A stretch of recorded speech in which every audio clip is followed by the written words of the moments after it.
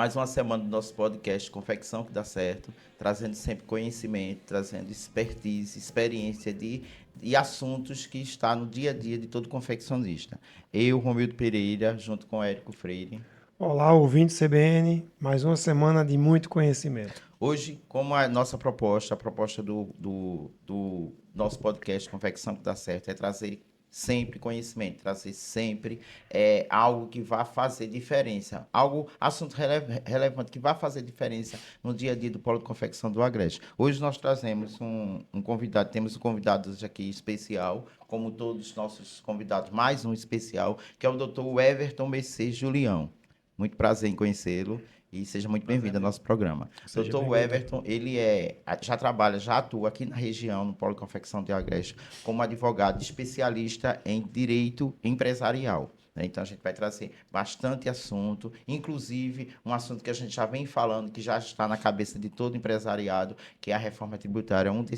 É um dos pontos que a gente vai abordar aqui nesse dia de informação para vocês. Então, para começar nossa conversa, nossa abordagem, eu queria que o senhor falasse um pouco como o senhor está vendo hoje o cenário do Polo de Confecção do Agreste para a reforma tributária. Satisfação, Romildo, estar aqui com você. Satisfação, Érico, todos os nossos acompanhantes, ouvintes, espectadores do programa Confecção que Dá Certo. É uma satisfação estar aqui na CBN. E já respondendo a sua pergunta, o Polo de Confecções ele tem passado por um processo de transformação. Para a gente eu estou há 10 anos advogando, mas a gente acompanha a confecção há um pouquinho mais de tempo, a gente vê essa fase de transformação pela qual o nosso polo vem sofrendo, não, vem passando. E se você analisar muitos anos atrás, a gente tinha pequenas fábricas de confecção que ainda existem nas próprias residências das pessoas, que se transformaram em negócios grandes, robustos, mas, de certo modo, sem uma profissionalização. E o que a gente vê hoje é justamente esses empresários que cresceram buscando agora a estruturação profissional. Então, nós temos grandes empresas agora no nosso polo de confecção. Nós temos empresas que buscam uma confecção de alta qualidade, de alto renome. Nós temos marcas extremamente consolidadas no nosso mercado e temos empresários cada vez mais capacitados. Por outro lado, também, a gente vê que está havendo uma grande demanda em virtude da dificuldade de conseguir repor a mão de obra, já que nossa região é uma região extremamente empreendedora. Isso tem um lado positivo disso. A barreira de entrada na confecção ela é baixa, então nós temos uma demanda extremamente empreendedora, um pessoal extremamente empreendedor, mas, por outro lado, falta mão de obra. Falta mão de obra, às vezes as pessoas dizem que falta mão de obra qualificada, mão de obra especializada, e eu digo que falta mão de obra de forma em geral. Qualificada, desqualificada, para você treinar, para você capacitar, falta mão de obra, ponto. Isso é um problema. Isso é um problema que a gente tem enfrentado, a gente sabe algumas causas, mas ainda não conseguimos chegar na melhor solução para resolver essa grande demanda que a gente tem no momento. Ok, doutor. E só para pegando um gancho aí nessa parte de reforma tributária, o senhor acha que, assim, na sua experiência, já há 10 anos de mercado, as empresas estão preparadas, ou qual a maneira mais eficaz de se preparar para esse impacto da reforma tributária? Veja, eu tenho um amigo que ele diz que, em relação à reforma tributária, a gente vai se adaptando conforme o caminhar que o governo federal vai nos impondo. Ele diz que as melancias vão se acomodando ali na carroceria do caminhão de acordo com o que a gente for caminhando. E eu concordo com isso. Não tem como a gente dizer que as empresas estão preparadas, até porque o cenário ainda é nebuloso. Essa reforma tributária que está sendo implementada, vai começar a ser implementada, aliás, a partir de 2026, ela começou a ser aprovada em 2023, com a primeira emenda constitucional. Em 2024 veio uma lei complementar 214. Em 2025 vieram várias outras normas. E agora, em 2026, é que ela vai começar a ser implantada. Vai se estabelecer novos tributos, vão se excluir alguns tributos. Então, a gente precisa de um tempo para que as empresas se adaptem. E o governo federal, no meu ponto de vista, sabiamente, concedeu esse tempo. Então, o ano de 2026 vai ser um ano de transição. O processo de transição da reforma tributária ele vai durar de 2026 até 2032. Então, vão durar o quê? 7 anos. Apenas em 2033 é que nós teremos a reforma 100% implantada.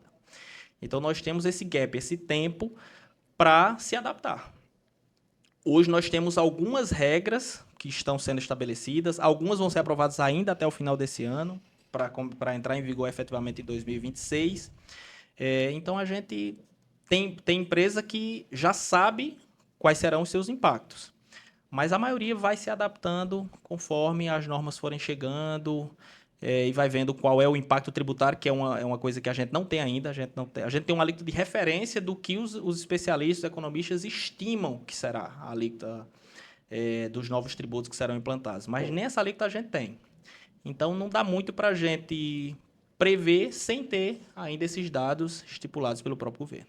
Perfeito. Perfeito. O Everton, falando um pouco da formalização do nosso segmento têxtil, que a gente sabe que ainda é muito informal. Imagine que uma confecção ela tem fornecedores de vários tipos de produtos e também tem fornecedores que é da mão de obra. Sim. E do outro lado o cliente. Como é que funciona? Como é que pode se tornar mais seguro essa formalização para que fornecedores consigam atender prazo, para clientes não deixar de pagar, ele conseguir acionar e conseguir receber? Como é uma forma mais segura de trabalhar diante do seu olhar jurídico? Veja, no tempo dos nossos pais, os negócios eram feitos muito no fio do bigode, literalmente na confiança. Com o passar do tempo, não que essa confiança deva deixar de existir. Não, as relações interpessoais, elas precisam disso, elas precisam da confiança. Mas não basta somente essa confiança. Tem que existir também uma documentação que expresse esse negócio. E como é que a gente faz isso? Através de um contrato, estipulando isso. Não é que eu estou desconfiando de você, não é que eu estou achando que você vai descumprir com o que a gente estabeleceu. Não, mas a gente precisa formalizar isso aqui, até para se surgir alguma dúvida. Eu sempre digo que contrato ele é feito para não ser lido. Mas, se ocorrer alguma demanda, se ocorrer algum problema, algum descumprimento, aí é onde o contrato vai entrar em vigor. Porque se a gente não tiver nada estipulado no papel, assinado por todas as partes envolvidas, a gente fica numa área cinzenta. Que eu vou dizer que fiz o negócio de uma forma, você vai dizer que fez o negócio de outra forma. Cai da interpretação. Isso, exatamente. Então, não tem prova, não tem testemunha, não tem um documento. Então, o que é que a gente sempre recomenda? Vai fazer qualquer tipo de negócio na vida. Documente isso. Não é que você está desconfiando da outra parte. Não, nem que a outra parte está desconfiando de você, mas você precisa documentá-la. Então, a gente sempre recomenda. Documento, faça contrato. Então, vai fazer um negócio com uma facção, por exemplo? Faça no documento. Qual for o negócio estipulado? Qual o valor que você vai pagar por peça que a pessoa vai fazer? Qual o tempo determinado que essa pessoa tem para lhe entregar a peça? Existe uma quantidade estipulada para que você remeta para que a facção produza? Existe uma quantidade estipulada para que a facção produza e lhe devolva? Quando é que vai ser feito esse pagamento? Enfim, todas as regras ali. Se houver algum defeito, se houver algum serviço mal feito, como é que vai ser resolvido isso aí? Porque senão fica muito solto. Fica muito subjetivo de eu achar que você cumpriu ou descumpriu e a outra parte também querer exigir alguma coisa que não foi negociada. Então, documentar tudo em contrato é uma regra fundamental. Perfeito. Comercialmente falando, a gente, assim, eu sou gestor da região, da parte da Nacional Têxtil e da Fashion by Nacional. Atendemos vários clientes durante o dia. Então, termina que a gente sempre busca a formalização de alguma forma. Formalize o que você pediu pelo WhatsApp, eu dar o ok. Eu vou formalizar o preço que eu fechei com você e o prazo pelo WhatsApp. Essa formalização termina ela fluindo pelo WhatsApp. E muitos confeccionistas também fazem muitas formalizações pelo WhatsApp. Com relação a essa ferramenta, ela pode ser acionada juridicamente? Pode. É um meio de prova. Com certeza ela pode ser. Não é o ideal. O ideal é realmente que a gente tenha um contrato por escrito estipulando tudo. Mas a gente sabe que nos negócios, muitas vezes na dinâmica do negócio, não permite que você pare, tenha ali uma pessoa que faça a parte burocrática, envie para outra parte assine e lhe devolva. Os negócios são muito acelerados. Então, pelo menos você tendo essa comprovação via e-mail ou via WhatsApp, você tem uma prova. Se for questionado, você tem como marca lá a conversa, ó, o negócio que a gente fez foi dessa forma aqui. Então, aquilo ali é uma espécie de contrato. Perfeito. Eu trabalho nessa área de confecção já há um bom tempo. E eu presto serviço às empresas. Então, a maioria das empresas que eu trabalho, elas não têm essa formalização de contrato com a facção, certo? Eu queria saber do senhor o que é, assim, uma coisa que não pode faltar nesse contrato. Algo que proteja realmente. Porque a gente escuta dizer, como a gente estava falando na recepção, que quando uma confecção trabalha para um só cliente, caracteriza-se um vínculo empregatício. Isso procede realmente ou não? E o que é que preciso ter nesse contrato para não acontecer esse problema? Perfeito. Respondendo à primeira pergunta, o que é que não pode faltar no contrato? O valor que você vai pagar por aquele serviço, se o valor é variável ou não, tipo, é um valor X por peça, mas a depender da peça, a depender do serviço que ele vai fazer o quê? O ombro, vai casear a peça, vai fazer o botão, enfim, quanto é que você vai pagar por cada parte da produção, porque muitas vezes a confecção sai passando por várias etapas em lugares distintos. Isso. E também não pode deixar de ser prevista a quantidade de peças que você vai remeter, porque é uma coisa que, sobretudo, as confecções reclamam muito. Tipo, você se compromete com a facção de enviar para ele X mil peças todos os meses. Então, a facção se programa para receber aquela quantidade de peças. E ela tem lá sua estrutura para manter. De repente, você, empresário, decide que não, agora no mês de janeiro não vou enviar. Não tem demanda, não tem venda, então não vou enviar. E a facção fica lá, sim, mas e aí, como é que eu faço? E minha estrutura, que você se comprometeu comigo de enviar essa quantidade de peças. Não, tem que estar estipulado em contrato. Eu vou lhe enviar X mil peças todos os meses, independente de qualquer coisa. O empresário tem que manter aquilo dali para que a facção segure ela. Porque senão a facção também vai se achar no direito de dizer, não, você não mandou para mim em janeiro, eu vou arrumar outro cliente que seja de uma demanda, sei lá, demanda moda praia, por exemplo, que está em alta, e aí ele abandona. É o que Então tem que acontece haver mesmo. uma contrapartida de ambos os lados. Eu me comprometo ali a enviar uma quantidade de peças e você se compromete a me devolver essa quantidade de peças. E outra coisa também que deve estar estipulada é se ocorrer algum problema. Existe multa? Se alguém descumprir com isso daqui, se eu lhe mandar X mil peças e não voltar essa quantidade de peças, as peças que vierem com defeito, quem é que vai arcar com esse valor? O valor que vai ser pago é o valor da peça pronta ou é o valor da peça do custo dela? Tudo isso tem que estar estipulado em contrato, porque senão fica subjetivo. Voltou 10 peças mal feitas, eu vou lhe cobrar pelo preço da peça pronta. Você vai dizer, não, eu vou lhe pagar somente pelo custo que você teve. E aí? A gente vai entrar em discussão. Eu quero fazer de uma forma. Não, está no contrato. O contrato não é que sai caro, está estipulado ali, foi negociado. Indo para a segunda pergunta sobre essa questão de vínculo trabalhista, existindo o contrato, é um indício forte de que aquela relação não é uma relação de emprego, é uma relação de trabalho. Qual é a distinção entre isso? Relação de trabalho é quando você contrata um advogado, por exemplo, é uma prestação de serviço. O advogado não é seu empregado, ele está ali prestando um serviço pontual, ou às vezes até fixo, todos os meses, todas as semanas, mas ele não é seu empregado. Você contrata um pedreiro, contrata um encanador, qualquer pessoa para fazer ali um determinado serviço, uma diarista. Diferentemente ocorre quando a pessoa tem uma habitualidade, tem uma subordinação. Subordinação é o principal requisito para a gente entender se há ou não há uma relação de emprego. O que é a subordinação, sendo bem direto? É quando o empregador, o patrão, tem o poder de mando sobre a outra pessoa. Ele é quem vai determinar. Você vai chegar a tal hora no trabalho, você vai trabalhar dessa forma aqui, você vai usar esse fardamento aqui, você vai atender o cliente dessa forma. Ele é quem dirige toda a operação do trabalho. Toda a operação quem determina é ele. Então, existiu essa subordinação, muito provavelmente a gente está diante de um vínculo de emprego. Então, no caso da facção, se eu tenho uma pessoa que presta serviço para mim, mas ela não é subordinada a mim, eu não tenho poder de mando, eu vou entregar a peça para ela, ela vai me devolver aquela quantidade de peças. E Claro, não existe cumprindo contrato. determinadas... Não existe no contrato essa situação. Ainda seria que não exista, depende do fato. Qual é o fato ali existente? Eu mando a peça para ela, ela me devolve a peça, mas eu tenho algum poder de gerência sobre ela, eu determino que hora ela começa, que hora ela para, eu determino a quantidade de peças que ela vai me devolver, eu tenho algum poder de mando sobre o trabalho dela, ainda que ela não esteja fisicamente na minha estrutura, ela está na casa dela.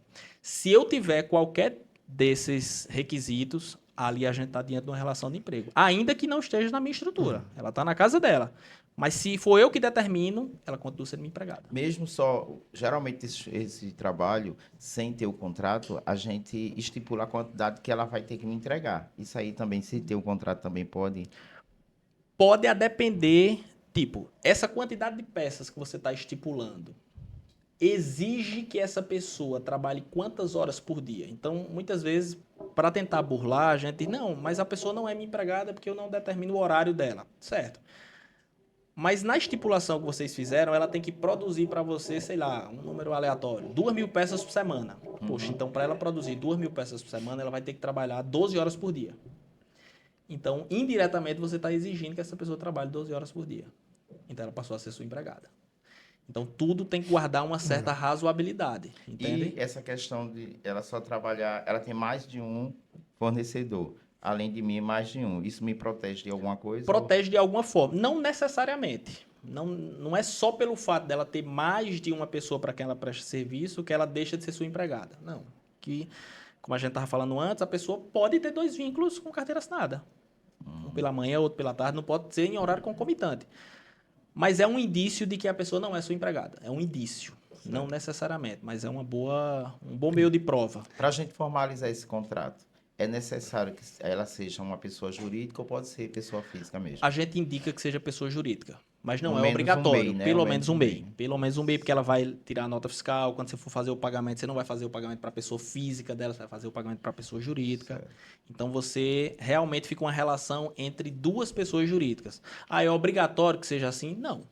Mas é mais um indício. Então, são vários indícios, vários critérios pequenos que vão formando realmente uma relação de trabalho de prestador de serviço. Interpretação, okay. Né? Aí termina. O horário é controlado, só trabalha para ele, não é CNPJ, é CPF. Então, termina aqui. Quanto mais indícios fechar, fica frágil a defesa. Exatamente. O advogado não vai conseguir defender. Exatamente. Então, é aquela, pelo menos, que desses 5 indícios que a gente tocou aqui, rapidamente, pelo menos 3 a empresa que seja pessoa jurídica, que tenha um contrato, que não seja exclusivo, que não haja subordinação. Então, quando a gente vai vendo esses critérios sendo preenchidos, como você falou, Érico, aí sim a gente vai ficando com uma defesa robusta, caso a pessoa eventualmente alegue que era empregado. Agora, tipo, não tem nada disso, aí o advogado realmente fica em maus lençóis. Como é que eu vou defender? Eu vou argumentar tudo mais, mas fica mais difícil. É complicado. E a região da gente aqui, Everton, tem várias marcas, algumas mais inusitadas, umas que são semelhantes a marcas multinacionais, marcas a meio nacional. Como é que funciona essa questão de registro de marca e quais são os riscos de a não formalização ou fazer algo que venha mais na frente causar alguma dor de cabeça? O que é que você sugere? Perfeito. Veja, em relação à marca, a marca muitas vezes ela é o principal ativo de uma empresa. Hoje em dia tem muitas grandes empresas que ela não tem nada tangível. Tipo, às vezes ela não tem nenhum prédio próprio, não tem maquinário, produz tudo terceirizado, então a estrutura dela é mínima. Mas a marca dela, que ela leva o seu produto, leva a sua marca através do seu produto, é o principal ativo dela. E as pessoas não dão o valor devido realmente a essa questão da marca. Muitas pessoas confundem que o simples fato de eu ter aberto o CNPJ, colocado lá o nome fantasia no cartão CNPJ já é suficiente. Não, tem nada a ver uma coisa com a outra. Ter o domínio, já teve cliente de ter o domínio no Instagram e chegar e dizer, mas meu perfil tem 120 mil seguidores. Isso quer dizer nada. Para efeito de marca. Claro, quer dizer que sua marca é relevante. Mas para dizer que você tem a proteção dessa marca, não. Como é que eu protejo a minha marca? Fazendo o registro dela junto ao INPI. O INPI é o Instituto Nacional de Propriedade Industrial, uma autarquia federal, sediada no Rio de Janeiro, que é ele quem organiza toda essa questão de proteção de marcas no Brasil. Tudo é online, nada disso é presencial. Então, quando você vai iniciar um negócio, o ideal é que você já inicie com a sua marca registrada. A marca é um patrimônio da empresa. E, como eu disse muitas vezes, o principal ativo da empresa. Então, se você começa um negócio sobre uma marca de terceiro, seja realmente plagiando essa marca, ou seja, não registrando essa marca, muitas vezes até de boa fé. Você está usando ali a marca e não tem nem noção que Asa Branca é uma marca registrada. Então, você começa ali. Vou fabricar, vou colocar essa marca e tal, e a marca vai crescendo, vai ganhando relevância, desenvolve. Só que depois você descobre que tinha um procedimento formal, que você deveria ter registrado e que outra pessoa antes de você fez o registro. E agora, o que é que você vai ter que fazer? Você pode ser notificado pelo titular da marca, porque é um uso indevido. É igual uma propriedade. Ninguém entra na minha casa se eu não permitir. Ninguém usa a minha marca se eu sou o titular dela, se eu não permitir. Então, se eu descubro, eu tenho uma marca registrada e descubro que outra pessoa está utilizando uma marca idêntica no mesmo segmento, isso é importante que se diga, não pode ser em segmentos distintos. Por exemplo, eu tenho asa branca para segmento de mídia, tudo mais. Aí existe, sei lá, um posto de combustível com essa marca. Não, o registro da asa branca é numa classe específica. O posto de combustível já é em outra. Então, elas podem coexistir. O que não pode é dentro do mesmo segmento. Então, se eu descubro que alguém está usando a minha marca de forma indevida, eu vou enviar uma notificação para ela ou vou entrar diretamente com a interpelação judicial. E aí é problema, porque a pessoa vai ser notificada, ela vai ser obrigada a deixar de utilizar aquela marca e pode, inclusive, receber multas e penalidades altíssimas por todo o uso indevido, pagar royalties para aquela outra pessoa, enfim, é todo um transtorno. E não tocando em assuntos polêmicos, mas só falando do que de fato pode acontecer. Imagine que eu tenho uma empresa há 15 anos. Eu não registrei a marca. E nos últimos 2 anos alguém passou lá, olhou e registrou. Acionou a justiça para que eu não use mais a marca, para que eu pague royalties sobre ela. O que é que eu devo fazer depois que já está feito o erro? É complicado. Na teoria, você até pode entrar com um processo judicial e mostrar que você exercia o uso dessa marca anteriormente àquele registro. Na teoria, pode. Na prática, funciona? Não, muito dificilmente. Porque a gente sempre diz que o titular da marca é quem registra primeiro. Então, o INPI, se esse cara que tem 2 anos de uso, porque viu lá a marca, entrar com o pedido de registro no INPI, o INPI não vai notificar aquela empresa que tem 15. Ele nem sabe que aquela empresa existe. Não sabe. Então, o INPI vai registrar aquela que tem 2. Então, você tem que entrar na justiça, tem todo um processo trabalhoso, custoso, caríssimo, para tentar provar de alguma forma. Mas, na maioria das vezes, não consegue. Já você Então, tem alguma sua evidência marca- de algo que conseguiu ser revertido? Não. Que isso já é até uma... No nosso escritório, não.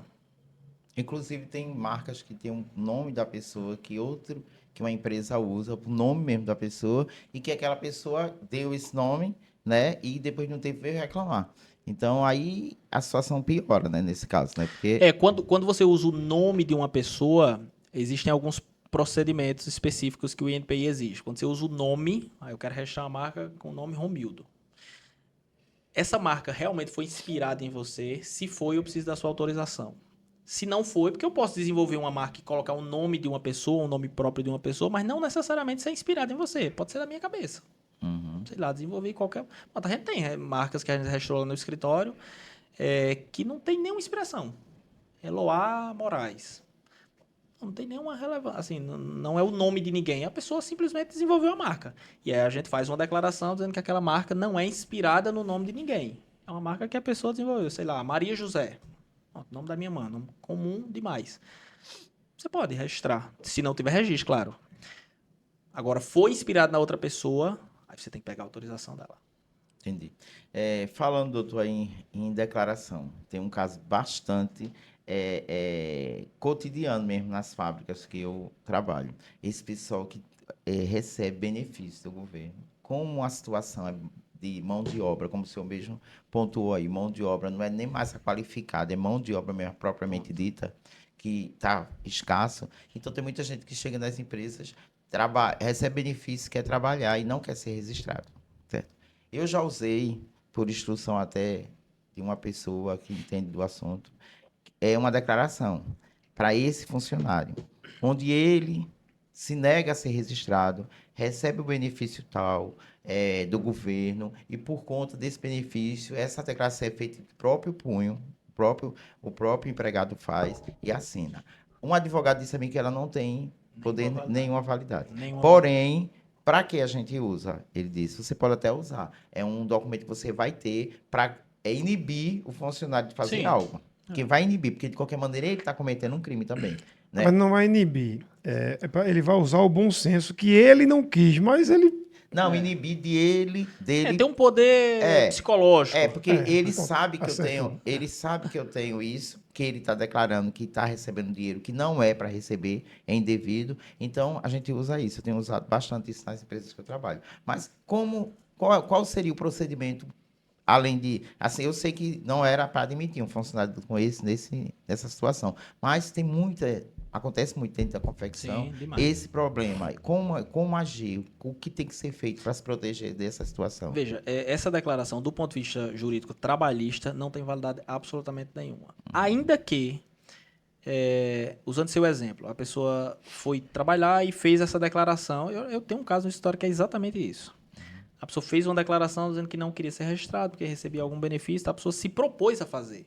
O empregador, de boa fé, não tinha conhecimento, aceitou aquela declaração e não registrou a pessoa. A pessoa trabalhou quase 3 anos e saiu e botou na justiça. Aí ele me trouxe a declaração, todo confiante. Eu disse, isso não serve de nada. Ainda que eu leve essa declaração ao processo, ainda que a funcionária assuma na frente da juíza, diga, realmente fui eu que pedi.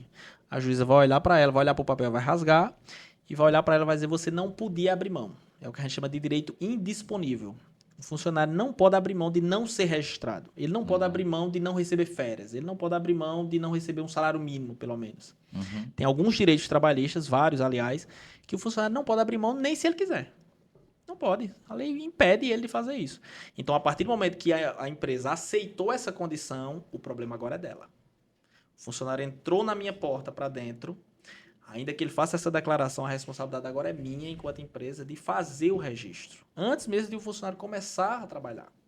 E os empresários muitas vezes usam isso. Não, mas fulano não quis ser registrado porque recebe um Bolsa Família. Não quis ser registrado porque quer se aposentar como agricultor. Não quis por qualquer motivo. Porque está recebendo seguro-desemprego. Mas o problema é seu, enquanto empresário. Você tem que exigir. Ah, não tem. Pronto, teve um lá recentemente no escritório que disse, eu não registrei porque a pessoa estava com alguma irregularidade na documentação, a documentação estava, sei lá, na casa anterior dele, em outra cidade. E aí foi passando, eu também não cobrei mais. Pois é. O correto é, antes mesmo de começar a trabalhar, você já exigir a documentação. Não trouxe, não quero. Isso é o que a lei diz. Isso é o correto de se fazer. Agora, a gente sabe, por outro lado, não adianta eu ser xiita e dizer, tem que fazer assim e pronto, acabou-se. A gente sabe, por outro lado, que em virtude da carência de mão de obra, muitas empresas precisam se submeter a isso. A gente tem cliente lá no escritório de empresas que trabalham 100% corretos, tipo, tem 80 funcionários e tem 2 sem registro por conta disso. Então, tipo, 99% tá tudo corretinho, mas tem 2, por quê? Porque eu preciso da mão de obra dos caras. Eu sei o risco, eu sei que está errado, mas eu prefiro me submeter a esse risco. Então, pode fazer essa declaração de próprio punho assinado pelo funcionário? Pode, mas não vai valer dentro. Jurídica trabalhista não vai ter eficácia nenhuma. Agora, claro, assim, em caso de uma demanda trabalhista, o que o juiz, a juíza do trabalho vai analisar é a situação trabalhista. Fulano trabalhou realmente? Trabalhou. Quanto tempo recebeu férias, 13º, FGTS ou não? Tudo mais. Só que ao fim do processo, se ficar reconhecido que realmente houve uma fraude ali, porque isso é uma fraude cometida pelo funcionário, porque quando ele fez o cadastro lá no Cadastro Único, no CRAS, ele informou que não tinha renda. Não tem um trabalho, não tem renda. Então, essa informação dele é fraudulenta. Ao final do processo, a Justiça condena a empresa a pagar os direitos trabalhistas do funcionário, mas remete o processo para que a Polícia Federal e os órgãos do governo federal, sobretudo o Ministério do Desenvolvimento Social, investigue a conduta do empregado. E se o empregado tiver recebido alguma verba do governo federal, Bolsa Família, por exemplo, de forma indevida, ele pode ser obrigado a devolver todo esse valor que ele recebeu indevidamente. Não é a empresa que vai pagar. Não. E também a empresa não tem nada a ver com isso. Mas em virtude da comprovação da fraude, o empregado pode ser obrigado a devolver esse valor. Então, muitas vezes não compensa. Você vai receber, sei lá, 20 mil reais da empresa, mas vai devolver 30 para o governo federal. Fora o crime que você cometeu. Caso, isso. Né? A empresa pagou. A empresa é obrigada a pagar, né? Exatamente. A empresa não pode se eximir da sua responsabilidade em virtude disso. O fulano não quis ser registrado. Não, o problema agora é seu. Você vai ter que pagar. Mas mesmo ele não sendo registrado, ele tem recebido férias, aí você se isenta. 13º salário, se isenta de sair. Vai ser condenado por conta dos encargos, se alguma verba deixou de ser paga. Certo. Que a gente também recomenda isso. Vai contratar um funcionário sem registro? Tudo bem, é uma decisão da empresa, tomou a decisão, tomou. Então, pelo menos, pague todas as verbas como se estivesse registrado. Certo. Pague as férias devidas, pague o 13º devido. O FGTS você não consegue depositar porque não tem um vínculo. Isso. Mas, tipo, pelo menos uma vez por ano, chame o funcionário e diga, ó, vamos fazer um acerto aqui, quanto é que dá seu FGTS, por mês dava X, então no ano vai dar Y. Deixa eu fazer um recibozinho aqui, tô lhe pagando um ano de FGTS. Pronto, você vai pagando tudo. Existe o risco ainda de uma demanda trabalhista? Existe. Mas aí você tem recibo de tudo que você pagou. Tudo isso. Tá tudo certinho. Certo. Então, tipo, do ponto de vista financeiro, foi tudo pago. Ah, existe uma irregularidade, porque a pessoa não foi fichada. Existe. Mas isso é outra questão. No caso da A FGTS, verba foi paga. no caso da FGTS, se ele pagou ao longo desses 2 anos, que ele bota na justiça, o que eu paguei a ele de antecipação de FGTS, eu consigo evitar não Compensar. pagar de novo? Consegue. Compensa, né? Vai compensar. Porque aí Tem vai um fazer o juros, né? cálculo. Tem um juros, Vai né? fazer o cálculo. Tipo, quanto era o valor devido de Entendi. FGTS? 5 mil. Quanto foi que você pagou? Tem recibo, tudo certinho. Tá, paguei 4. Perfeito. Quando você vai ser quando ela pagar 1.000. Não, deu 4 e 4. Compensou um com o outro. Foi pago. Ah, foi pago de forma irregular, porque deveria ter sido pago através da conta vinculada na Caixa Econômica, tal. É uma coisa. Mas a justiça não obriga você a pagar de novo, porque senão seria um enriquecimento ilícito do funcionário, que já Perfeito. recebeu uma vez e vai receber de novo. Certo. O que você pode ter que pagar é tipo a multa sobre o saldo, mas aí você vai pagar Sim. em qualquer hipótese, que é a multa de 40%, seja Ok. registrado ou não. Perfeito, perfeito. E outra dúvida, doutor. Quando a pessoa já tem por exemplo, eu vou contratar um funcionário, ela já é uma costureira. Já tem 1 ano, 2 anos que é costureira. E eu vou fazer a contratação dela. Assim que entrar na empresa, tem que contratar logo. Não tem essa questão de ficar 1 semana, nada disso. Não, a lei faculta 5 dias de prazo, que é só a questão documental. Certo. E me diga outra coisa. E eu posso, mesmo ela já tendo uma experiência, eu posso submeter ela a um contrato de experiência ou não? Com certeza. Posso. Pode. Não tem nenhum problema, não. Porque ela não tem experiência ali naquela empresa. O Certo. contrato de experiência é para ver se ambos os lados, a empregada aceita todas as condições, se adapta à empresa, como se a empresa também avaliar o empregado. Certo. O contrato de experiência ele pode ser, é um contrato por prazo determinado, ele pode ser de até 90 dias, podendo ser prorrogado uma única vez dentro desse prazo 90. Então você pode fazer tipo 30 dias, vou prorrogar para a gente continuar se avaliando por mais 60.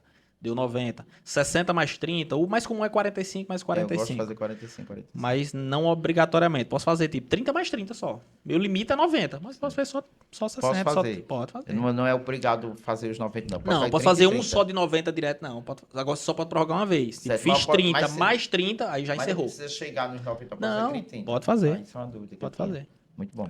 Perfeito. Hoje, na nossa região, o comércio eletrônico está evoluindo dia a dia. Talvez não, acredito que é o que mais cresce nos últimos certeza. anos. Quais são as dicas que você pode repassar para nossos confeccionistas de algumas cascas de banana e problemas que venham surgir com essa entrada no segmento digital? É uma relação complexa, realmente. Por conta a dinâmica é totalmente diferente e na nossa realidade, sobretudo lá em Santa Cruz que eu atuo mais, é uma dinâmica meio misturada de feira com o online. Tipo, você vende no online, vende no digital, vende por qualquer tipo de plataforma, mas você utiliza a estrutura da feira para fazer a entrega. Então é uma dinâmica nova. É híbrido. É híbrido, exatamente. Então a gente tem que estar se adaptando ainda a isso. Por quê? Porque muitas vezes ela não deixa rastro. Em que sentido? A pessoa comprou ali pelo WhatsApp. Muito comum, sei lá, o cara lá de Feira de Santana fez uma compra lá pelo WhatsApp ou pelo site e diz, entregue a minha mercadoria lá na excursão de Romildo de Caruaru. Um ônibus branco, placa tal. Não sei nem quem é Romildo. O cara vai lá e entrega a mercadoria. Aí Romildo, quando muito, assina algum recibo. Quando muito, que normalmente nem isso. Normalmente é foto, hoje em dia é foto. Pronto, aí tira uma foto dele Entregando. com um volume. O que é que tem naquele volume? Não faço ideia. Aí Romildo vai levar e vai entregar o cara lá em Feira de Santana. Depois o cara de Feira de Santana entra em contato e diz, a mercadoria veio errada. Não recebi, tu mandou errado. Enfim, qualquer motivo. Qual é a prova que o lojista tem? Nenhuma. Ele tem uma foto de Romildo com volume, que não faz nem ideia do que é que tem lá dentro. Então ela não deixa esse rastro. E a gente está tendo muito problema lá em Santa Cruz por conta disso. Porque não tem provas de recebimento. Romildo não me deu um recibo do que é que ele recebeu. Ele não tem prova também de que entregou a mercadoria lá em Feira de Santana ao cliente dele, porque a dinâmica ela é tão acelerada que ela não permite que se faça isso. Não tem como eu chegar lá com o volume de mercadoria e dizer, Romildo, vem cá, vamos conferir isso aqui. Não tem como abrir Não uma tem embalagem como. gigante. Exatamente. 200 peças, XP, MG, cor, tal. Vai passar 1 hora só para conferir a mercadoria de um cliente. Não tem como. A dinâmica, não, deixa isso aí. Qual o Deixa procedimento isso aí. correto? O correto Pra seria evitar isso. isso aí. Conferir mercadoria uma por uma, item por item, só que a dinâmica não permite. Não permite. Mas se tiver uma Então eu nota digo ao fiscal, cliente, canhoto na nota fiscal, resolve, né? menos mal. Não, você Mas só que muitas formaliza, vezes mas não você não confere. faz. Porque você não emite a nota fiscal e leva ali a nota fiscal para entregar aquele cara da excursão, para que o cara assine e tudo mais. E lá ele vai ter que ter outro canhoto entregando, que a transportadora ela faz parte da cadeia de entrega. Então a responsabilidade muitas vezes é do próprio lojista. Então se eu não tiver toda a comprovação dessa cadeia, ficar alguma brecha ali, o cliente eventualmente alegar que não recebeu a mercadoria, é um problema. Exato. Essa questão do eletrônico tem causado, eu acho que o senhor deve ter bastante demanda lá, né? Eu tive um problema com um cliente que foi feito aquela questão acho que o cartão clonado. Foi feita a compra, foi liberado o link, mandou a Sim. mercadoria e com 2 dias Chargeback. ele foi e contestou o pagamento, certo? Então eu entrei em contato com a empresa que fornece o link e eles disseram que o cartão poderia se responsabilizar. Sim ou não? Sim. Nesse caso, Essa que chama chargeback. Como é que funciona? Quando o cliente entra em contato ali pelo site, pelo qualquer meio ali online que a empresa disponibiliza, você nem sabe quem é que está do outro lado. É tudo digital, não é um Isso. contato por videoconferência. E ainda que fosse. E aí, ao final da venda, do negócio, você pergunta ao cliente, qual é o meio de pagamento? Ah, eu vou pagar por cartão. Pronto, vou emitir um link. Isso. Exatamente o que você está dizendo. E viu o link, o cliente vai colocar os dados dele. Eu não sei quais são os dados que ele está colocando. Ele é quem vai colocar a forma de pagamento que ele quer, se é cartão de débito, crédito, em quantas parcelas é, se vai ter juro ou não vai, é ele com a bandeira, eu vou receber aquele valor líquido e pronto. Sei nem quem é o cara do outro lado. Só que aí o cara faz a compra, aí o cartão que você usou foi o dele. Isso. Depois ele vai ver na fatura dele, vai receber alguma notificação, não vai reconhecer essa compra. Vai entrar em contato com a bandeira, com o cartão de crédito dele, vai dizer, teve uma compra feita na Nacional Texto que não é minha. Não sei nem que empresa é essa. E aí a bandeira do cartão dele vai cancelar essa compra, porque ele abriu uma contestação. Aí vai entrar em contato com o fornecedor e vai dizer, olha, essa compra que você fez foi alvo de uma contestação tal e a gente está cancelando, chargeback. Aí você, enquanto lojista, vai dizer assim, mas qual é o controle que eu tenho? Que eu não sei nem quem é o cara que está do outro lado. Quem deveria, aliás, fazer esse controle, esse mecanismo de segurança, é você, bandeira do cartão. Isso. Você recebe juros, recebe a tarifa lá, para fazer esse controle. E ele autorizou o pagamento. E ele autorizou, exatamente. Porque para mim, lojista, só aparece isso, se a compra foi aprovada ou não. Foi aprovado, putz, vou mandar entregar a mercadoria. E como é que funciona para rever isso? Porque assim, tem lojistas que tiveram os valores estornados, a empresa de cartão disse, não pago e aí. A maioria eles não devolvem, eles não devolve, restituem. ninguém ouve, Eles abrem lá um procedimento, lá na plataforma interna deles, é um processo de contestação. Então você tem a oportunidade de enviar a documentação, tipo Isso. nota fiscal, você tem que ter isso. Se você não tiver, porque eles desconfiam que você também é fraudador. Você pode estar junto ali da operação para fraudar. Então eles vão dizer, olha, alguém contestou essa operação. Aí você vai ter que enviar a nota fiscal, o pedido realmente foi feito. Só um pedido de balcão, vai dizer, não, isso não vale nada, fera. Tem que ter uma nota fiscal lavrada com a data do efetivo pedido. Não adianta eu lavrar depois. Como foi um mês atrás, eu vou lavrar a nota fiscal. Pô, não. Tem que ter a nota fiscal. Tem que ter algum tipo de conversa ali que você teve com o cliente. Foi pelo WhatsApp? Tem os prints do WhatsApp? Manda para mim. Manda toda a documentação que você tenha. Manda a nota de entrega. Aí entra o transportador também. A mercadoria foi entregue. Tá aqui, foi assinado. Enfim, toda a operação, como é que foi feita. Toda a cadeia que foi feita. Para você mostrar, enquanto logístico, que você agiu de boa fé e teve todos os cuidados necessários. Se você não tiver isso, tchau pro louro. Acabou. A empresa nem vai lhe dar atenção, ela vai negar. Ainda que você tenha isso, na maioria das vezes a empresa nega. Ela diz, não, o cara lá, o Érico que recebeu a cobrança, contestou, não foi ele que fez. Alguém clonou o cartão dele. Certo, mas eu, lojista, tenho culpa. Isso. Aí a gente vai ter que judicializar. Passou pelo... Na justiça, a justiça reconhece. A gente tem várias ações lá. Na justiça, a justiça reconhece que a bandeira do cartão de crédito é responsável. Ela quem deveria fazer o controle, porque eu não sei quem é que está na outra ponta. E para mim só aparece a informação se for aprovado. Aprovou, eu entrego a mercadoria.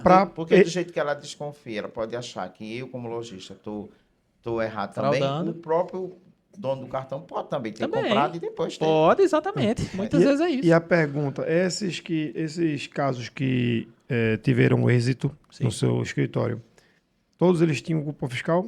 Todos tinham. Perfeito. Todos tinham cupom fiscal. Sem o cupom fiscal fica muito difícil. Porque o cupom fiscal é o nome mesmo é esse, né? Um documento fiscal. É o que mostra realmente que a operação foi feita. Se eu não tenho nem isso, a gente tem um caso lá recente até que a gente judicializou que não tem sentença ainda. Que não tem nota fiscal. Eu expliquei para o cliente, olha, é mais difícil aqui. Porque eu entendo sua boa fé, eu entendo toda a operação como foi feita, mas você não lavrou a nota fiscal. Não, eu posso tirar agora, mas agora não adianta mais. Vai ser mais um. É pior, nem emita. Porque vai ficar claro que você não emitiu.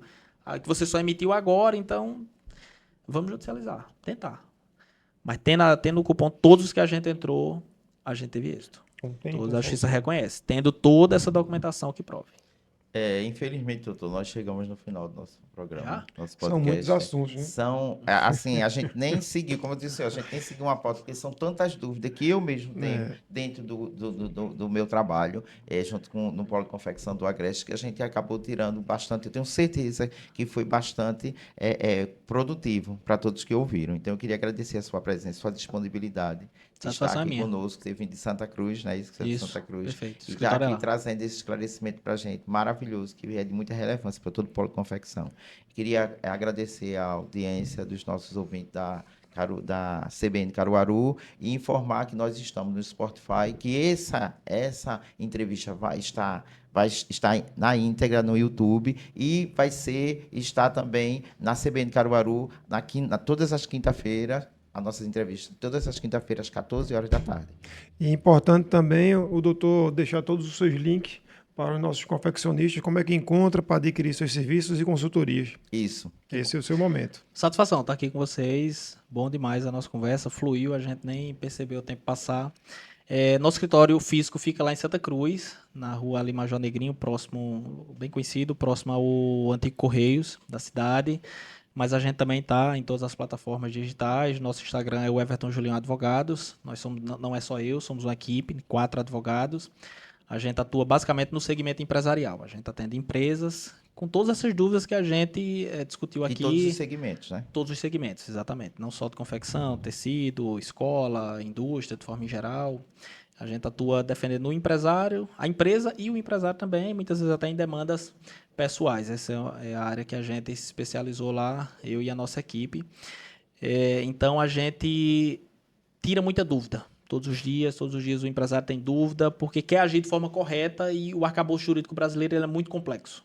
Até para a gente mesmo que trabalha nisso, é muito complexo, muda, é muito dinâmico, muda diariamente, tem coisa nova, então a gente tem que estar se atualizando.